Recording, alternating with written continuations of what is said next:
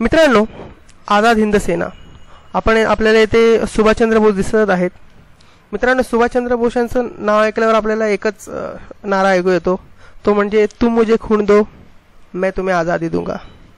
तर सुभाषचंद्र बोस यांचा चेहरा आल्यावर आपल्याला हेच आठवतं. तर आपण सुभाषचंद्र बोस यांनी आपल्या आयुष्यामध्ये सगळ्यात महत्त्वाची जी कार्य केलेली आहेत ते आपण या व्हिडिओमध्ये पाहणार आहोत आणि त्याचा देशावर आपला काय इफेक्ट झाला हे सुद्धा आपण पाहणार आहोत. तर चला पाहूयात. सुभाषचंद्र बोस हे राष्ट्रीय सभेचे अध्यक्ष म्हणून 2 वेळा निवडून आले होते. ब्रिटिश हे दुसऱ्या महायुद्धामध्ये गुंतले होते. मित्रांनो, सुभाषचंद्र बोस जेव्हा राष्ट्रीय सभेचे अध्यक्ष म्हणून 2 वेळा निवडून आले होते तेव्हा त्यांची स्वतःची एक विचारसरणी होती, ते आपण आता पाहूया. त्यांची विचारसरणी अशी होती की जेव्हा सुभाषचंद्र बोस दुसऱ्यांदा राष्ट्रीय सभेचे अध्यक्षपदी म्हणून निवडून आले होते त्या काळामध्ये दुसरे महायुद्ध चालू होते आणि त्या युद्धामध्ये ब्रिटिश गुंतले होते. ठीक आहे. तर ब्रिटिशांचे सर्व लक्ष हे दुसऱ्या महायुद्धात होते आणि त्यांचा भारतामध्ये किंवा जेथे जिथे उपनिवेश आहे त्यांचा तेथे दुर्लक्ष झाले होते, काही प्रमाणात का होईना, आणि त्याचाच आपण वापर करून भारताला स्वातंत्र्य मिळवून द्यावे असे सुभाषचंद्र बोस आणि अनेक नेत्यांचे म्हणणे होते. पण राष्ट्रीय सभेचे जे मुख्य नेते होते किंवा आपण म्हणू शकतो वयस्कर नेते होते, अनुभवी नेते होते, त्यांनी याला विरोध केला. मित्रांनो, याची दुसरी बाजू अशी आहे, त्यांनी का विरोध केला तर प्रथम तर गांधींना अहिंसा ही मान्य नव्हती. ठीक आहे. आणि जर ब्रिटिशांविरुद्ध लढणं म्हणजे काय आली, अहिंसा आली. गांधींचे म्हणणे काय होते की आपण ब्रिटिशांना दुसऱ्या महायुद्धामध्ये मदत करू आणि त्यानंतर आपण असं दाखवू की आम्ही तुम्हाला मदत केली, मग त्यानंतर ते प्रेरित होऊन आपल्याबद्दल त्यांना सहानुभूती निर्माण होईल आणि ते आपल्याला स्वातंत्र्य देतील. म्हणजे हा आपण एका प्रकारे म्हणू शकतो एक चुकीचा निर्णय आहे, कारण की गांधीजींनी अत्यंत चुकीची विचारसरणी त्यावेळी वापरली होती आणि त्यामुळे त्याचा पडसाद असे उमटले की सुभाषचंद्र बोस यांनी राष्ट्रीय सभेच्या अध्यक्षपदाचा राजीनामा दिला आणि स्वतःचे कार्य पुढे सुरू केले.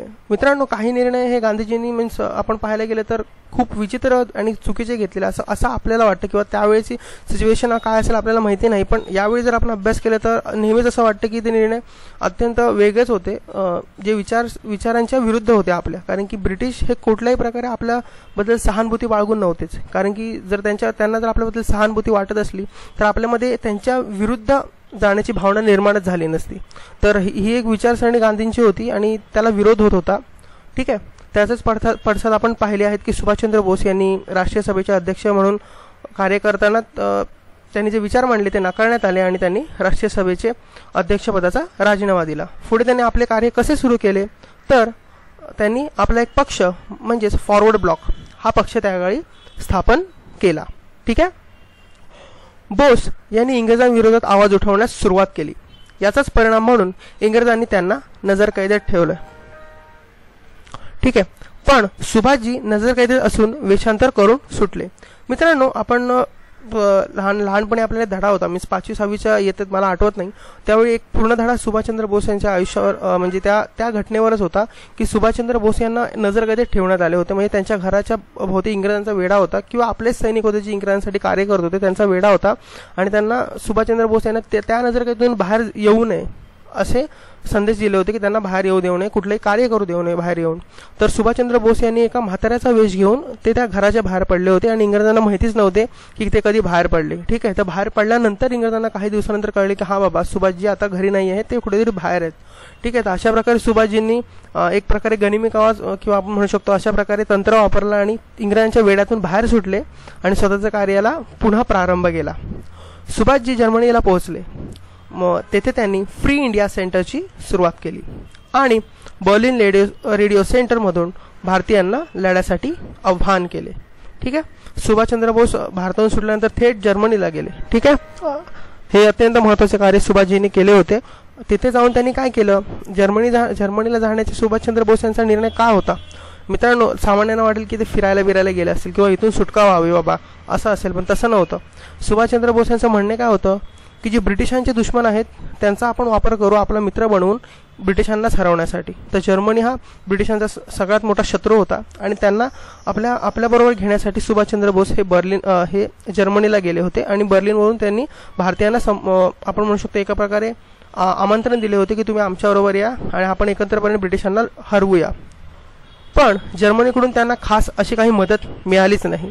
म्हणून रासबिहारी बोस यांनी त्यांना जपानमध्ये बोलवून घेतले. मित्रांनो, रासबिहारी बोस हे खूप पहिल्यापासूनच जपानमध्ये वास्तव्य करून होते. ठीक आहे, त्यांनी सुद्धा तिथे अत्यंत महत्त्वाचे कार्य केले होते आणि ते पाहूया आता पुढे. ठीक आहे, त्यांनी सुभाषचंद्र बोस यांना जपानला बोलवून घेतले. कोणी? तर रासबिहारी बोस यांनी. हे आहेत सुभाषचंद्र बोस, जे हिटलरला भेटले होते म्हणजे भारताला मदत देण्यासाठी. तर हिटलरकडून त्यांना काही मदत एवढी मिळाली नाही. ठीक आहे, तर चला पुढे पाहूया. चला, आझाद हिंद सेना. रासबिहारी बोस 1915 पासूनच जपानमध्ये वास्तव्य करून होते. त्यांनी आग्नेय आशियामध्ये असणाऱ्या भारतीयांची मिळून एक संघटना बांधली होती. तिचं नाव होतं इंडिया इंडिपेंडन्स लीग. जपानने आग्नेय आशियातील ब्रिटिशांच्या ताब्यातील काही प्रदेश हे जिंकले होते. त्यात भारतीयांचा सुद्धा समावेश होता. त्यांची एक फलटण मिळून तयार करण्यात आली होती आणि यामध्ये रासबिहारीजींना कॅप्टन मनमोहन सिंग, माफ करा चुकून बोलो, कॅप्टन मोहन सिंग यांची मदत मिळाली होती. ठीक आहे, तर जपानने मित्रांनो त्याकाळी ब्रिटिशांशी काही युद्ध केली, त्यांचा काही प्रदेश जिंकून घेतला. तर मित्रांनो, ब्रिटिश एकदा आधीच खूप छोटा देश होता.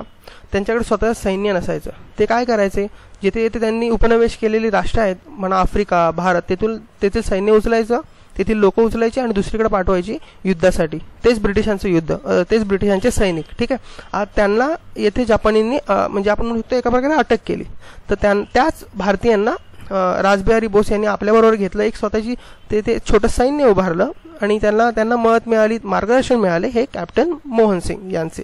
ठीक आहे, या संघटनेला आझाद हिंद सेना नाव देण्यात आले आणि याचे नेतृत्व हे सुभाषजींनीच करावे असे रासबिहारी बोस यांनी सुचवले होते. ठीक आहे, तर अशा प्रकारे आझाद हिंद सेनेला सुरुवात झाली होती. आपण आता पुढे पाहूया. 1943ला सिंगापूरमध्ये नेताजींनी आझाद हिंद सरकारची स्थापना केली. त्यांना अनेक सहकाऱ्यांची मदत झाली होती. त्यामध्ये होते शाहनवाज खान, जगन्नाथ भोसले, डॉक्टर लक्ष्मी स्वामीनाथन आणि प्रेमकुमार सहगल. मित्रांनो, या आहेत लक्ष्मी स्वामीनाथन, या झाशीची राणी महिला पथकाच्या प्रमुख आहेत. आपल्याला दिसतं आहे की लक्ष्मण स्वामीनाथन या सुभाषचंद्र बोस यांच्याबरोबर म्हणजे त्यांच्या सैन्याची पाहणी करत आहेत. ठीक आहे, तिरंगी ध्वज हे आझाद हिंद सेनेचे निशाण होते. जय हिंद अभिवादनाचे शब्द होते. चलो दिल्ली हे घोषवाक्य होते. कदम कदम बढ़ाए जा हे समरगीत होते आणि त्यांनी भारतीयांना तुम मुझे खून दो मैं तुम्हें आज़ादी दूंगा असे आव्हान केले होते. तर मित्रांनो, याचा अर्थ तुम मुझे खून दो म्हणजे काय, तर तुम्ही मला साथ द्या, म्हणजे तुमच्या जीवाची पर्वा न करता आपण भारताला स्वातंत्र्य मिळवून देऊ, म्हणजेच तुम मुझे खून दो, म्हणजे आपण आपल्या जीवाची पर्वा न करता देशासाठी कार्य करूया. मग त्यामध्ये आपलं काही बरं वाईट होऊ शकतं, तर तुम्ही मला ते दिलं तर मी तुम्हाला स्वातंत्र्य नक्कीच मिळवून देईन असे सुभाषजींनी आपल्या सामान्य जनतेला त्या काळी संबोधून सांगितले होते. तर हा आहे आझाद हिंद सेनेचा एक फ्लॅग म्हणू शकतो, झेंडा म्हणू शकतो. मित्रांनो, त्या काळी असे खूप भारताचे पाहायला गेलात ना मित्रांनो, तर असे अनेक झेंडे तयार झाले आणि फायनलाइज झेंडा म्हणजे आपला आता सध्या आपण आपल्या देशाचा राष्ट्रध्वज आहे तो. ठीक आहे, तर हा आझाद हिंद सेनेचा त्यावेळी एक झेंडा होता किंवा आपण म्हणू शकतो फ्लॅग होता. ठीक आहे, तर चला पुढे जाऊया. आझाद हिंद सेनेचा पराक्रम. 1943च्या शेवटी जपान सेनेने अंदमान आणि निकोबार बेट हे जिंकून घेतली आणि ती आपल्या सुभाषजींना स्वाधीन केली. त्या बेटांना बोस यांनी म्हणजे सुभाषचंद्र बोस यांनी शहीद आणि स्वराज्य अशी नावे दिली. 1944च्या दरम्यान म्यानमारच्या अराकान हा प्रदेश सुद्धा त्यांनी मिळवला होता. आसामची ठाणे जिंकली होती, पण इम्फाळची लढाई ही अर्धवटच सोडण्यात आली होती, कारण भारतीयांना जपानकडून मिळणारी मदत ही बंद झाली होती. तरी आपली आझाद हिंद सेना ही लढतच होती. मित्रांनो, ह्या सगळ्या कारवाया आझाद हिंद सेनेचे सैनिक आणि जपानचे सैनिक एकत्रितरित्या करत होते. ठीक आहे, जपानवर 1945ला अमेरिकेने अणुबॉम्ब टाकले हिरोशिमा आणि नागासाकी या शहरांवर. त्यामुळे जपानने एका प्रकारे हार पत्करली होती अमेरिकेसमोर. ठीक आहे, त्यानंतर सुभाषजी हे 18 ऑगस्ट 1945ला एका विमान अपघातामध्ये दगावले. त्यामुळे आझाद हिंद सेनेला शस्त्र खाली ठेवणे हे भागच होते, कारण की त्यांचं नेतृत्वच हरवलं होतं.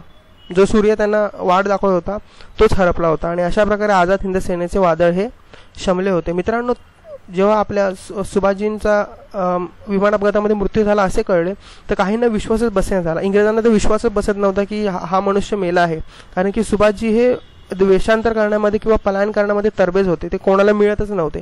तर त्यांनी तरी पण सर्च ऑपरेशन चालू ठेवले होते की हा माणूस आहे की नाही शोधा, कन्फर्म करा की हा म्हणजे हे दगावलेच आहेत की नाही, कारण की या माणसाचं सांगता येत नाही, काही करू शकतो पुढे जाऊन. तर अशा प्रकारे सुभाषजींबद्दल त्यावेळी एक प्रश्न उठले होते. पण याबद्दल अजून गूढ कायमच आहे की याचं उत्तर अजून माहिती नाही आहे स्पेसिफिकली की सुभाषचंद्र बोस हे त्या अपघातात दगावले होते की नाही. त्याबद्दल उत्तर पाहायचं असेल तुम्ही तर यूट्यूबवर सर्च करा, तुम्हाला काही रेफरन्स मिळेल. त्यांच्या त्यांच्या मुलीने काय ते त्याबद्दल माहिती दिलेली आहे. मला एवढी माहिती नाही त्याबद्दल, पण जे त्या काळी ब्रिटिशांनी विचार केला होता तो मी तुमच्यासमोर मांडला आहे. म्हणजे विचार करा ना, ही किती म्हणजे प्राऊडची आपल्यासाठी गोष्ट आहे की एक आपला नेता सुभाषचंद्र बोस ज्यांनी म्हणजे खूप म्हणजे इंग्रजांना आपण म्हणू शकतो एका प्रकारे झुंजवलं होतं की त्यांना हे भेटतच नव्हते. म्हणजे किती मोठी गोष्ट आहे की त्या काळामध्ये विचार करा की एका भल्या मोठ्या सैन्याच्या पुढे आपण एकटं छोटीशी तुकडी घेऊन उभं राहणं आणि त्यातून पण सुटून निसटून त्यांच्या विरुद्ध कार्य करणं अत्यंत कठीण गोष्ट आहे जी आपल्या सुभाषजींनी करून दाखवली होती. आणि त्यांच्या आझाद हिंद सेनेला त्यांच्यानंतर एक कठोर नेतृत्व मिळालं नसेल, त्यामुळेच त्यांना एका प्रकारे हार पत्करावी लागली आणि त्यामुळे त्यांच्यावर पुढे इंग्रजांनी आपले जे कार्य असते ते सुरूच ठेवले. म्हणजे त्यांच्या विरुद्ध कायदा म्हणजे आपण म्हणू शकतो केस टाकली. ते आपण पाहूया की काय केलं इंग्रजांनी पुढे. आता आझाद हिंद सेनेच्या अधिकाऱ्यांवर खटला. आझाद हिंद सेनेच्या अधिकाऱ्यांवर राजद्रोहाचा खटला भरवण्यात आला होता आणि या अधिकाऱ्यांचा बचाव करण्यासाठी आपले नेहरू, भुलाभाई देसाई, तेज बहादूर सप्रू यांनी अतोनात प्रयत्न केले. हे निष्णात वकील होते सगळे. त्यांनी आपल्या सुभाषचंद्र बोसांच्या जे सहकारी होते त्यांना वाचवण्याचे अतोनात प्रयत्न केले, पण त्याला काही यश आले नाही. कारण की एक हे क्लिअर आयडिया होती की सरकार ब्रिटिशांचं होतं आणि ब्रिटिशांविरुद्धच यांनी कार्य केले होते, म्हणजे ते 100% राजद्रोही आहेच. ठीक आहे. तर यामुळे त्यांना सगळ्यांना शिक्षा झाली होती जन्मठेपेची. या सर्वांना भारतीय जनता प्रेम करत होती, कारण की यांनी भारतासाठी भारतासाठी एका प्रकारे आपलं आयुष्य पणाला लावले होते. त्यामुळे भारतीय सामान्य जनता ही त्यांच्यावर प्रेम करतच होती.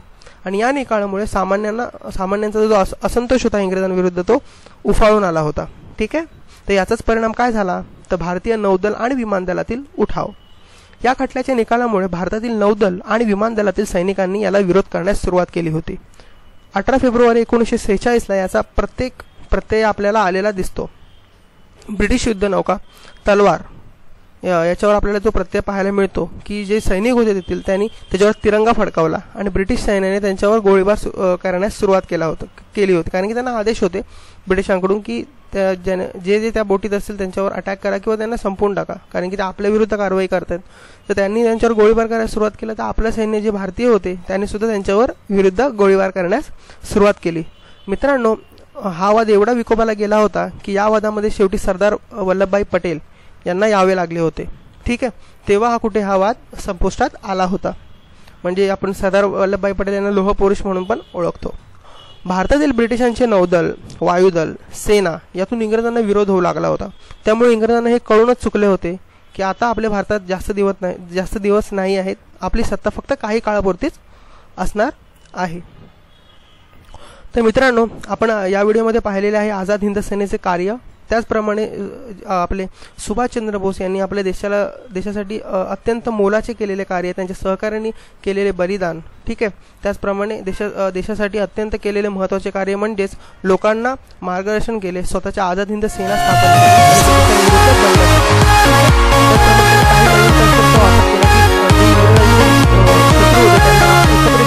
आणि त्यांच्या विरुद्ध